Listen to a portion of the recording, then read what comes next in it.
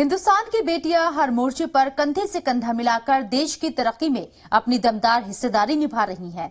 बात जब आजादी की हो और पूरा मुल्क अमृत महोत्सव मना रहा हो तो ऐसे में उन बहादुर खवातीन का जिक्र करना लाजमी हो जाता है जो आजादी के लिए शाना बशाना खड़ी रहीं और अंग्रेजों को नाकों तले चने चबाने पर मजबूर कर दिया। आज हम ऐसी ही जाबाज बहादुर खवातीन के बारे में बात करने जा रही हैं।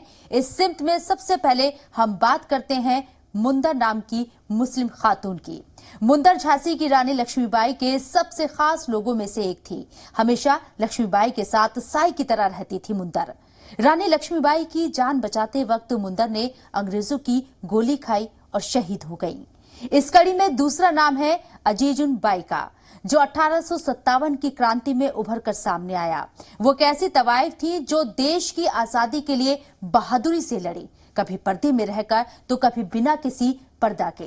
कहते हैं कि अजीजुन बाई जासूस और योद्धा दोनों थी। बहादुर खवातीन की सिमत में बेगम हजरत को भुलाया नहीं जा सकता।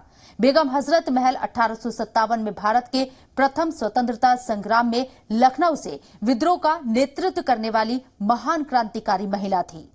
आबादी बानो बेगम, जो बी अम्मा के नाम से जानी जाती थी, वो भारतीय स्वतंत्रता आंदोलन में पहली महिला मुस्लिम स्वतंत्रता सेनानी थी जिन्होंने आजादी की लड़ाई के लिए महिलाओं को एकजुट करने का काम किया था।